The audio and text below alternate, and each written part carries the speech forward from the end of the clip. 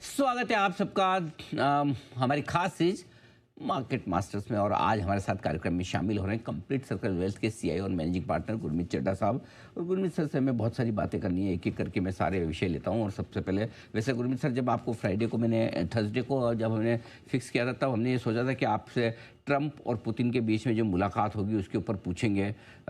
आप यंग है, पंजाबी हैं, स्क्वॉश भी खेलते हैं, तो हमने सोचा आप ही से बात की जाएगी। लेकिन मुद्दा बदल गया है। अब सबसे पहले मोदी जी ने जो भाषण दिया उससे शुरुआत करेंगे। बताएं सर, क्या कुछ खास है बाजार के लिए इस भाषण में? अनिल जी, आपने मुझे एक बात बोली थी जब मैं आपको पुणे में मिला था जी। एमए पार्टी के कॉन्फ्रेंस में कि बस साल में 8-10 दिन ही पैसा बनता है। एब्सोल्युटली। और उसके लिए निवेश रहना बहुत जरूरी है। और कई बार हम एक्स्ट्रा नेगेटिविटी में कई बार कोर पोर्टफोलियो एलोकेशन को चेंज कर देते हैं। तो ये सबक है आज दोबारा से कि कुछ भी हो सकता है मार्केट में, और आपका कोर कन्विक्शन जो होना चाहिए, बिलीफ होनी चाहिए भारतीय बाजारों में, वो हिलनी नहीं चाहिए। आप थोड़ा बहुत रोटेशन कर सकते हैं, रीबैलेंस कर सकते हैं, बट कोर बिलीफ कि भारत अच्छा करेगा लॉन्ग टर्म में, ये होना बहुत जरूरी है। और ये आज उसका उदाहरण है कि हमने एडवर्सिटी को अपॉर्चुनिटी में बदला है। मुझे लगता है बहुत बड़ा मूव है अनिल जी। और ये खाली टैक्स सिंप्लीफिकेशन नहीं है, ये एक मैसेज है कि भारत जो है इंटरनल ग्रोथ इंजन्स पे ज्यादा निर्भर है। हम एक्सटर्नल थ्रेट्स को हमेशा दरकिनार करते रहेंगे। आई थिंक ये बहुत बड़ा मैसेज भी है कि इकोनॉमी में इंटरनल स्ट्रेंथ है। और अनिल जी, इसके बहुत मायने हैं। जीएसटी का थोड़ा बहुत 1.5-2 लाख करोड़ का जो लॉस है ओवर नेक्स्ट 2 इयर्स, वो स्प्रेड हो जाएगा, वो सेस के थ्रू भी कवर होगा। वो रैशनलाइज होगा 40% वाले स्लैब्स में भी, और ओवरऑल डिमांड बूस्ट होगा। और 2 स्लैब आएंगे तो कंप्लायंस और बढ़ेगा। और मैं हमेशा बोलता रहा हूँ, टैक्सेशन में लेस इज मोर। गवर्नमेंट को धीरे धीरे और टैक्सेशन को कम करना चाहिए ताकि टैक्स कंप्लायंस और बढ़े और रिलीफ मिले। तो पर अनिल जी, इसका एक थोड़ा सा फ्लिप साइड है कि अभी फेस्टिव सीजन अक्टूबर में है, इस बार जल्दी है दिवाली, और ऑलरेडी इन्वेंट्री लेवल थोड़ा सा हाई है। और जब तक जीएसटी स्लैब चेंज होंगे उसमें समय लगेगा, 4-5-6 सप्ताह लग सकते हैं। तो हो सकता है नियर टर्म थोड़ा सा एक डिमांड डिस्ट्रप्शन हो। तो हालांकि हमें मोमेंटम में पार्टिसिपेट करना चाहिए थोड़ा बहुत, क्योंकि बाजार बहुत ओवरसोल्ड है।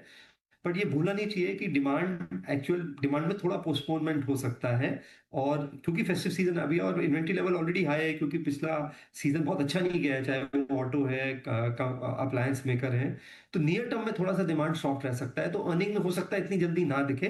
बट लॉन्ग टर्म ट्रेंड अब बहुत अच्छा है, और अगर बाजार में थोड़ी बहुत अब कोई भी वीकनेस आए, उसे उसे वेस्ट मत करिए। तो लॉन्ग टर्म के लिए बहुत बड़ा डेवलपमेंट है, जिससे आपको वेस्ट नहीं करना है, खरीदारी करनी है। 25,000 पर निफ्टी भी है, 56,000 के ऊपर बैंक निफ्टी भी है। अब बड़ा सवाल ये कि ट्रंप का क्या? अब सब कुछ ठीक है, एक ही आदमी का डर बचा है। मतलब जितना आपके हमारे ज़माने में, आप नहीं, आपका तो क्या, आपका तो ज़माना बहुत बात का। मेरे ज़माने में हमें जितना गब्बर से डर नहीं लगता था, उतना ट्रंप से लगता है आजकल। इनका क्या करें? आने जी, मुझे नहीं लगता डरने की जरूरत है, और मुझे ये भी नहीं लगता कि 50% स्लैब रहेगा। आई थिंक वर्स्ट केस 25% रहेगा।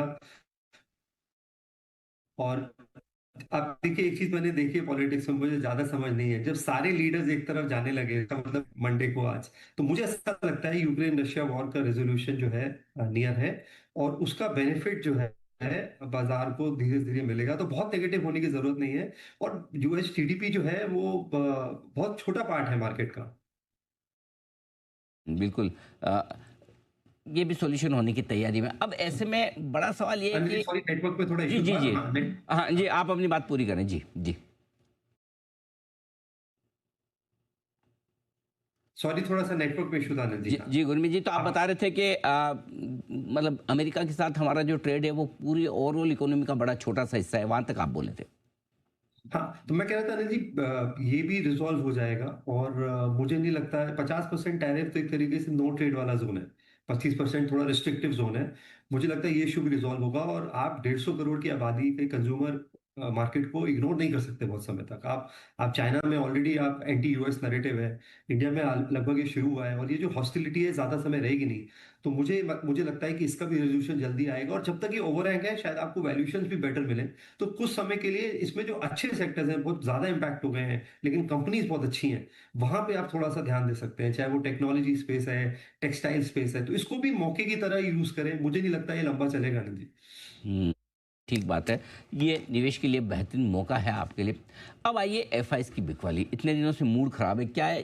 अब एसएनपी का अपग्रेड, जीएसटी के रिफॉर्म्स, रशिया यूक्रेन के बीच में युद्ध विराम की संभावना है, ये काफ़ी नहीं है मूड ठीक करने के लिए अभी, मतलब और मतलब इनको क्या चाहिए और क्या करें इनके लिए हम कि इनको थोड़ा सा मतलब प्रसन्न हो, मुस्कुराएं थोड़ा? अनिल जी, जितना कम प्रसन्न हो उतना अच्छा है। हाँ, कि आप जितने कम प्रसन्न हो उतना अच्छा है। अगर 3 साल से बेच रहे हैं हाँ। और तो निफ्टी अच्छा रिटर्न दे रहा है, तो ये सोचिए जब वापस आएंगे तो कैसा रिटर्न आने वाला है। तो जितना डिले आएगा उतना अच्छा है अनिल जी। और मैं ये मानता हूं कि भारतीय बाजार में अगर आप एफआईएस और प्रमोटर्स का स्टेक देखें कोविड के पहले, तो लगभग लगभग 75% था। बेसिकली प्रमोटर्स और एफआईएस ही ओन करते थे। तो अभी अगर थोड़ा बहुत प्रमोटर भी क्यूआईपी कर रहा है और ऑफलोड कर रहा है, मैं नेगेटिविटी देखता हूँ एसआईपी को लेके, मुझे समझ में नहीं आता हम इतना नेगेटिव क्यों हो रहे हैं। अभी भी जो रिटेल निवेशक है 10% भी ओन नहीं करता है मार्केट को। आप म्यूचुअल फंड ऐड कर देंगे तो शायद अब जाके कुछ डबल डिजिट ओन करना शुरू हुआ है। अब मार्क जकरबर्ग का कितना स्टेक है फेसबुक में, या एलॉन मस्क का कितना स्टेक है, या माइक्रोसॉफ्ट में प्रमोटर का कितना स्टेक है, या एनवीडिया में कितना स्टेक है, आप यूएस में देखेंगे तो average promoter stake hardly double digit है। तो हम मुझे लगता है हमारे यहाँ ये अच्छा है अगर पब्लिक ओनरशिप बढ़ रहा है। एक ऐसा मार्केट जो 15% कैगर पे है 40 साल पे, उसे हमारे अपने निवेशक ही ओन नहीं करते, ये तो डिसअपॉइंटिंग बात है।